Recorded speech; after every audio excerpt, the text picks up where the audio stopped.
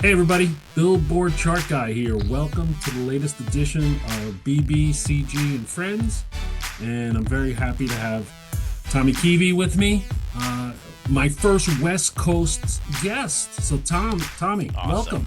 How you doing? Pleasure. It's an honor, actually. Uh, you're way too kind. But thanks for doing this. And it's snowing right now in New Hampshire. So make me jealous and tell me what the weather is in LA.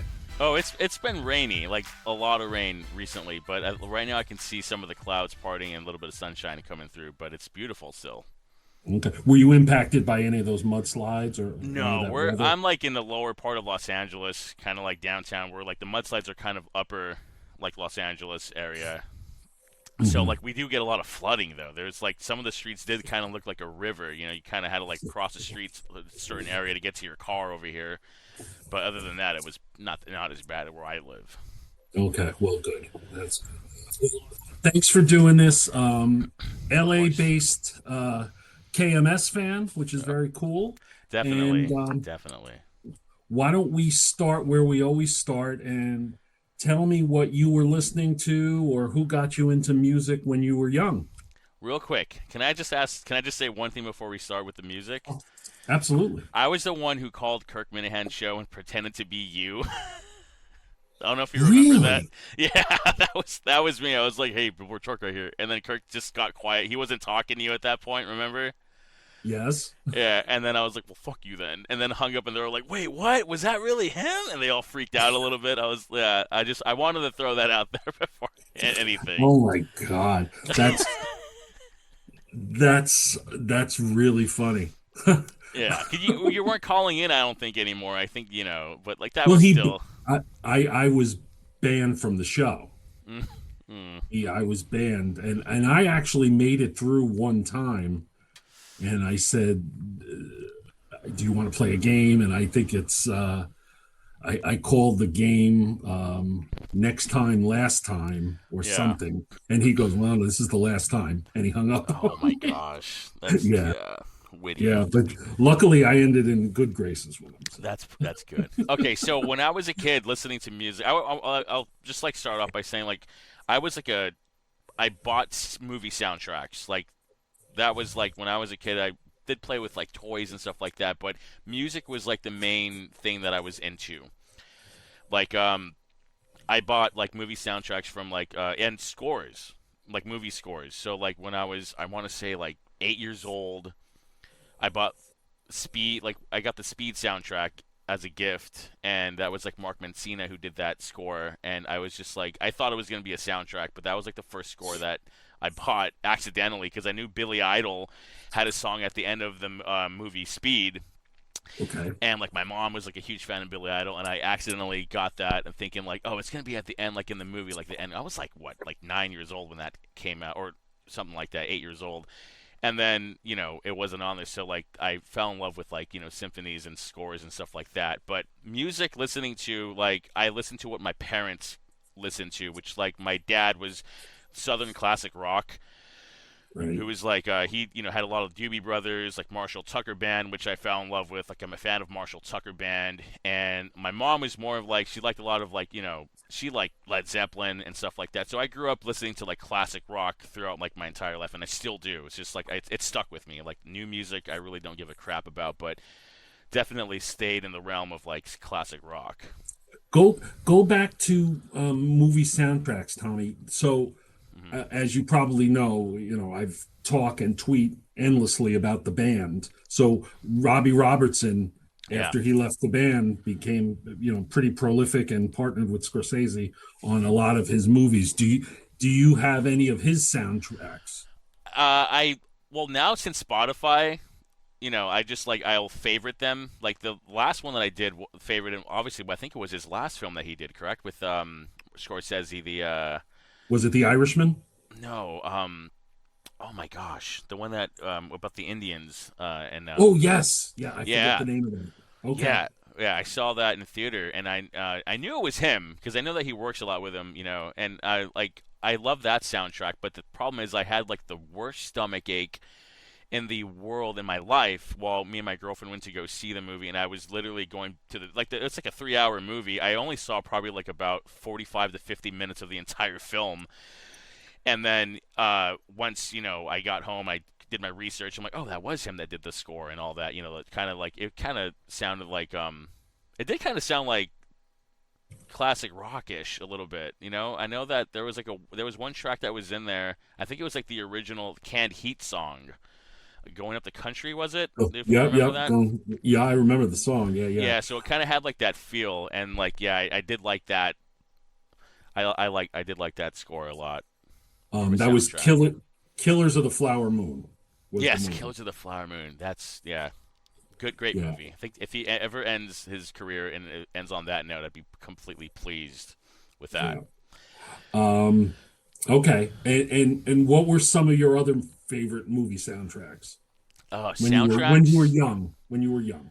Like, are we talking like soundtracks with like various artists or like scores and stuff Well, like that? you give me a couple of each. Okay, like I did when I was a kid, I bought the Goodfellas soundtrack. I was about like I think I was 11, and I bought the Goodfellas soundtrack, and I love kind of like the transition from like the 50s to like the 70s a little bit and 80s. Yeah. If you like see that soundtrack, it starts off like in the beginning of like the film, going transitioning to like back in like the 80s and stuff like that. Because I over here in Los Angeles, like we had so many radio stations that was it was like incredible. We had like a radio station called K Earth 101, which we still do, and they basically would play like oldies and stuff like that. So I was like grew up listening to like oldies and like Luke Christie and what's his name, like the guy that is like a robotic now in Vegas, like that. What's his Oh, name? Frankie Valli. Frankie Valli, and all that stuff, and then all the classic rock. So that was just like me buying like a Goodfellas CD was just like listening to what I do like on the radio. Had like Cream, Eric Clapton, and stuff like that. But Well, that Layla yeah, in that movie is incredible. The impact of that. Yeah, it's yeah. crazy. So yeah, first concert though I went to was I'm sure you know who John Hyatt is. Yes. Yeah, John Hyatt opened up for Jackson Brown, I think back in like '92 over here at the Universal Studios Amphitheater. And that was like my very first concert, and I was like blown away. Like he did like the whole the all his hits. John Hyatt did. I mean, I tried to get into John Hyatt as I got older because I knew I wasn't really impacted by John Hyatt. But then, as I got older, I tried listening to his music and didn't really like it didn't like impact me as much as like my dad was like, oh yeah, he's pretty good, he's been huge in like the 70s and 80s and stuff like I that. re- Tommy, I remember because again, he's that's a name, right? That everybody kind of respects, and he's a critical darling. But the only song I got into of his was this song from like the late '80s. It was called was it "The Child of the Wild Blue Yonder"? Do you remember? Do you know that song? No, I don't know that one. Yeah, yeah. It was kind of a minor hit. It was on MTV. Oh There was a really? video. But yeah, no, I don't know him too well. But Jackson Brown, of course, Yeah. um, he's an LA legend. Yeah, he's definitely. And we went to girlfriend and my best friend went to a casino recently. There was a guy who looked exactly like him. We walk in and he's automatically playing like all the Jackson Brown songs. Kind of looked like a cover band, but he did like like a mashup of like classic rock hits and stuff like that. And he was like, "Oh, how old are you?" And I'm like, "Oh, I'm 39." And we talked. He's like, "Oh, I was like the only one who was enjoying it at the casino, and everyone's just kind of like drinking and just doing their own thing." But I like when I do stuff like that. Like just like see like some little band in like a casino or stuff like that when they play classic rock. I love that stuff. Yeah, it's interesting that you're your age, and classic rock is kind of your go-to, which is pretty cool.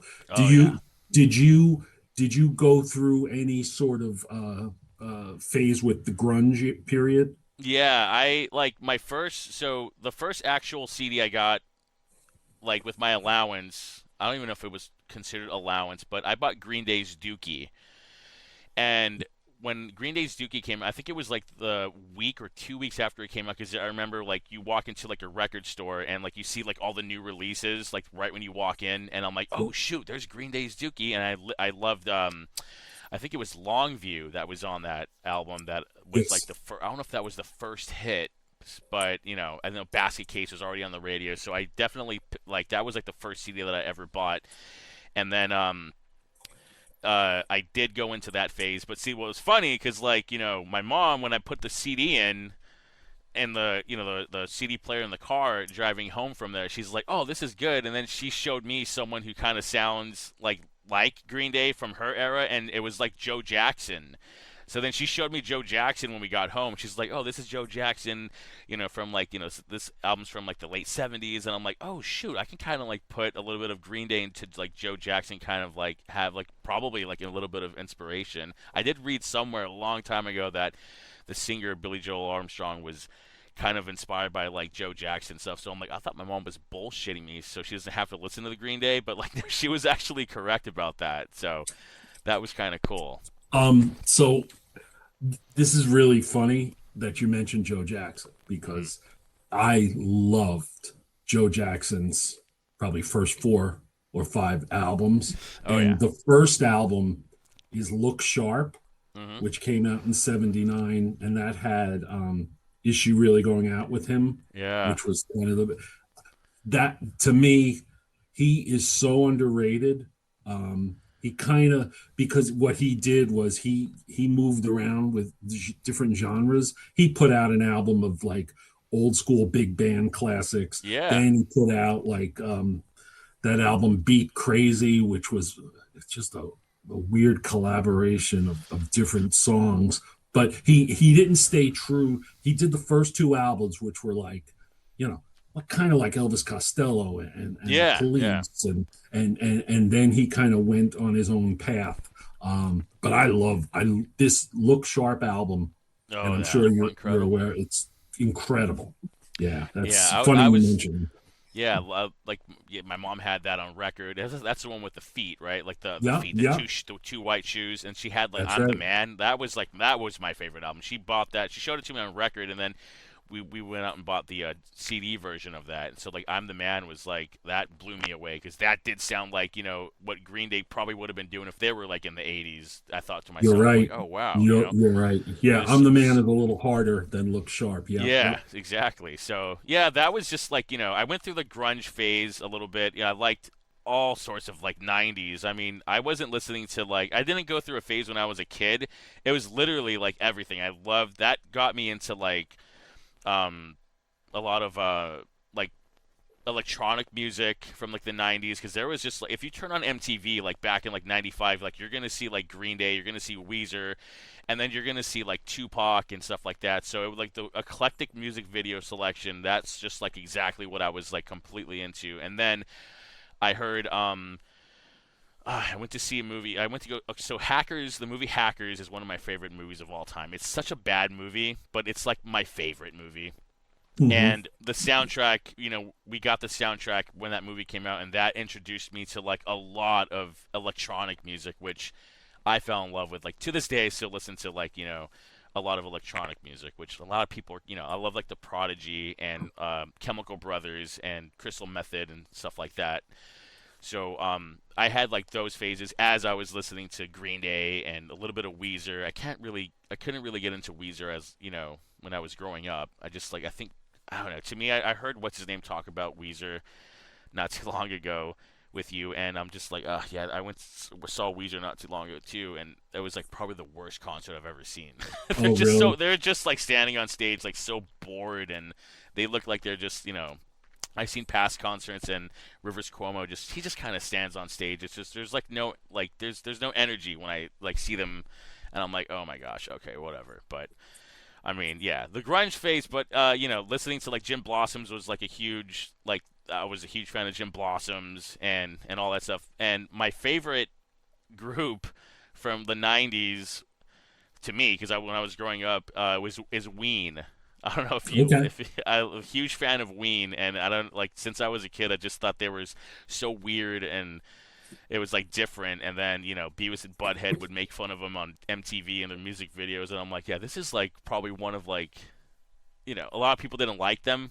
Right. Classmates were like, "Yeah, that band sucks," and they kind of got big because of South Park back in the late '90s. But yeah, I've been a fan of Ween. I do have like a Ween sticker on my car. So, Um, so my knowledge of Ween comes from the original SpongeBob SquarePants movie where Ocean Man is oh playing over the yeah, credits. Yeah, which is a great song. I love that yeah, song. that's Yeah, a great. So yeah, that's where a lot of people kind of like discovered Ween was because of that song, which I'm cool with. I love, it's like good, like spread the word of Ween. Saw them yeah. at the Greek Theater over here a couple years ago, and it was like like my girlfriend, she doesn't really know Ween, and she only knows him because of me, and like you don't really see Ween fans, but like when we went to the Greek theater, like it was a completely sold out show, and there was like hundreds of thousands of people everywhere, and I was like, no way.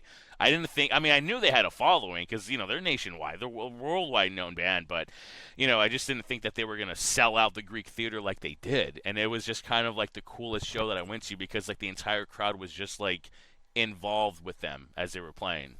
hmm did you ever dabble any jam bands? Like who? Well, like, well, the Dead or Fish or Blues Traveler or folks I like that. I really couldn't get into the Grateful Dead. But Fish, being a Ween fan, I know that there's like conflict between the fans. Like I talk to like when I talk to people when I bring up Ween, they'll bring up Fish, and they're like, "Oh, well, if you like Fish, you can't like Ween," and it's like vice versa. So I'm thinking like, "Oh, okay, I didn't know that." So I never really got into Fish, but yeah, I do like those. That's kind of something you can like listen to, like getting a couple cocktails in you, like on a Saturday night where you're not doing anything. Like I do like some Grateful Dead songs, some of the ones that Yeah, were like the mainstream ones actually, and like I don't really go deep into it. yeah. I was just curious because you have such a wide variety of genres. What Tommy? What's been your most recent concert that you attended? Um, probably Cheap Trick. Ooh, okay. I think it was Cheap What? Trick that we saw.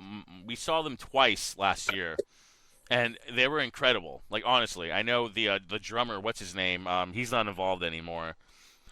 But yeah, we went to go see Cheap Trick, and they played like at a county fair. But the first show that we saw last year was Cheap Trick played at a casino over here, like in Palm Springs, and we saw them, and literally that was probably like one of the best shows that I've ever seen.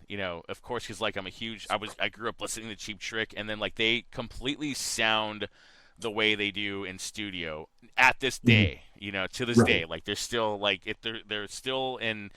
They're hitting the same note. Well, not. I mean, the singer's not really gonna hit the same notes, but he's trying. But like, they're not down tuned. They're not tuning down so they can, please the crowd. Like they're still doing it, and I'm like, okay, yeah, this is pretty good. That's that's great. I saw them ages ago. I can't remember who they opened up for, but yeah, Hmm. to your point, it was great. Um, Tell me your most memorable show, whether it was performance or something happened at the venue, or what's your most memorable concert? Oh man, I've been to some concerts. Um, Memorable was like because I knew every song. I went to go see the Foo Fighters opened up for the Police back in 2007, and Yep. I think the Police because they played all the hits, and like any little side song, from like song that kind of just to start off like a B-side song, like everyone knew that too. I knew that too. You know how some bands would kind of do that to like go into like the next song. I think the Right. Police kind of impacted me on that because I remember how fun that was, and Sting was just like incredible, and everyone was just like they were rocking, and it was at Dodger Stadium, and like the entire stadium was like rumbling when they were like playing. It's so weird to say that because like you don't think they were like a band to like do that, you know what I mean? hmm But there was that song that they played. Oh my gosh, I don't know if it's Synchronicity 2 or something like that. It starts off. It's the like EO Oh, like that song. oh, When they did that yeah. one, everyone went nuts, and like the Walk, entire that's walking on the moon. no, it's Yo, oh, yo, it's yo, not yo. Walking on the Moon. It's No? no, it's kind of just like a. It starts off. It's like it's basically instrumental. Oh, maybe then that is one of the synchronicity because there's synchronicity one and Synchronicity, synchronicity yeah. two. Yeah. Yeah, I think it was. Yeah, it starts off like that, and the entire crowd just started jumping when they did that, and I was thinking like, are we gonna like fall? Because like of the crowd, it was just like you go to a Dodgers game there, you'll see stuff happen and all that, but like yeah, that place was rocking when that song actually came out. But that was like the How only is song that got the crowd like that though. how is Dodger Stadium for a concert? Because like famously, Fenway is terrible. The sound Mm. is terrible. How is Dodger Stadium Yeah, their relatively? their acoustics are amazing. I'm not gonna lie. I can hear like if they have a concert. Elton John did a concert a couple years ago at Dodger Stadium, and I think it was live on Disney Plus. I Yeah. took a step outside and I was able to hear it like while I'm like on my front porch, like listening to him play the piano. Like the piano keys were like you can hear it, and like yeah, their acoustics are like perfect. There's like speakers everywhere, and it's like even the speakers are like throughout like the entrance of Dodger Stadium, so you can hear everything, and it's incredible. Like Kiss did a show there, I think in like the early 2000s or late 90s, and like that was like the loudest thing I've ever heard. It was like you could hear the explosions and stuff like that. Oh, wow. Okay. Um, so I'm psyched that you're a classic rock guy. So Yeah. you've led me to my final question. I'm going to put you on the spot. Give me your classic rock Mount Rushmore Oh of man, artists. I need four. I gotta say the Rolling Stones. Okay. You've seen them? Have you seen them? That's no. That's like I've never seen the Rolling Stones, and I hate myself for that. I really do. Um, jeez. I mean, I don't want to go like for me, it has. Yeah, I for mean, you. for Yeah, me, like yeah, I would definitely say like I would say the Rolling Stones has to be like number one because they were very eclectic too. absolutely. Oh man, I want to throw in Foreigner. Wow. I do. I want to throw in Foreigner because like when and people in that era always said it as well, especially over here in Los Angeles. They were saying that rock and roll was dying, and then Foreigner came out with their stuff, and it kind of brought back rock and roll. I do want to Well, say that. what's funny about that statement, Tommy, is the Springsteen fans say when Born to Run came out, Hmm. that brought back rock and roll. Yeah, I mean, yeah, I've heard that too. But yeah, I do want to throw in Foreigner there because yeah. Okay. So I'd throw in the Rolling Stones. I would throw in Foreigner. Um, classic rock. I gotta say Tom Petty. Great. Yep. Check this out. I saw Tom Petty, and he died 2 weeks later. I was at one of his last shows, and it Oh was like, wow. yeah, it was over here. I think it was at the Hollywood Bowl. I don't know if it was either the Greek or the Holly. I think it was the Hollywood Bowl. I think his last shows were at the Hollywood Bowl. Yeah, and that's we there was I think he did two, and we went to the Friday night one. I think he did one a day later, and that was it. And then like he died, I think like a week after that. It was like the most surreal thing. I still can't get over that. Wow. But I do Wow. got to throw in Tom Petty there, and I don't. I mean, this is yeah. You this being put on the spot. It's real. It does Listen. suck. It does suck. Yes. I was a huge fan of Van Halen. Roth or Hagar? Honestly, as a kid, I loved David Lee Roth, but as I got older, I think Sammy Hagar kind of like has better bangers on fucking with Van Halen than Roth did. I'm not gonna lie. I It's do like I. It's so weird. it's like they're really they need to be considered as two different bands, in my opinion.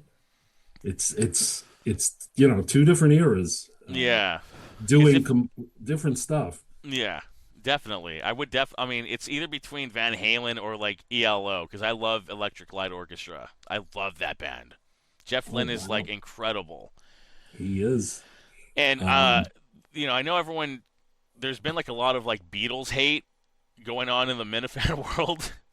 yeah. I wasn't really a fan of the Beatles growing up. I really wasn't, and it wasn't. I mean, I liked the Beatles, but when I grew up and like the friends, I would go over to a friend's house to go watch a movie or hang out. Every friend they had like Abbey Road on their wall, and I'm like, they're like clones, you know what I mean? And they don't really know music. They just had it to like have Abbey Road to like, I don't know, just it was like a statement they were trying to make, and they weren't really into the Mhm. Beatles, you know. They didn't know anybody else. Like I'm like, oh, do you know like the Guess Who, the Doobie Brothers, and the Eagles? And they're like, no, like they just knew the Beatles, and like so when I would see that in a friend's room and like they didn't know who like Queen was. They just knew the Beatles. I'm like, well, oh my gosh, it's just like you're just like pretending to be like a classic rock. I don't know. That's how I saw it. So Well, I I, didn't I like that. I hope you don't run into Tom Shattuck anytime soon. I know that guy he's kind of scary if I He ever was talk Mr. about that. Beatle. Yeah, for Yeah, sure. but I mean, I love like I don't want to say I hate the Beatles, but I just don't listen to them. But I do love everyone like when the Beatles did their own thing. Like I love George Harrison side stuff. I loved John Lennon and Paul McCartney. I'm not too big on Paul McCartney. I was the one who would play "Wonderful Christmas Time" to Kirk to piss him off. Someone did it once and they never did it again. I'm like, I want to kind of like get the torch and just keep doing that. So I kept doing that, Oh, as the show went on. So yeah, I was the one who did that to Kirk, and I'm glad I did that. His final show, it's on record for his final show for me pissing him off one last time about Wonderful Christmas Time. all right. Well, speaking of being on the record, the Tommy Keavy Mount Rushmore of classic rock is the Rolling Stones, Foreigner, Tom Petty, and Van Halen. Yeah, You're going with it. That's it. I'll go with it. Whatever. All right. All right. Um, you've got one answer right there, but that's okay. It's hard. That's the hardest thing. I mean, I love like Deep Purple. I love all like the classic Yeah. rock like molded what I am as some just like loser out in L.A. It just mold like that. Just everything. I mean, I love Marshall Tucker. I sing Marshall Tucker Band at karaoke joints. It's like I love it. Just that's the hardest question. That is the Yeah, hardest it is. question. It really is. It really is. It sucks. I'm So, probably gonna listen to sorry this to and be put you like, on the God spot. damn it! Yeah. Why the fuck did I Um, say Van Halen?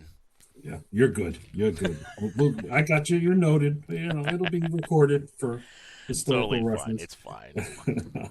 Well, listen, Tommy, I want to thank you for jumping on today.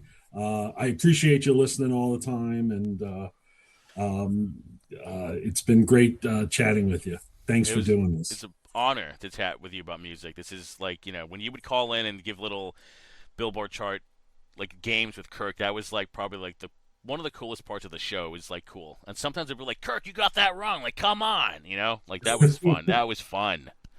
It needs to come Thank you back. very much. I appreciate it, and as we sign off, thank you to Menners for his support behind the scenes, and of course, thanks to Kirk. And we'll be talking to everybody real soon. Have a great day.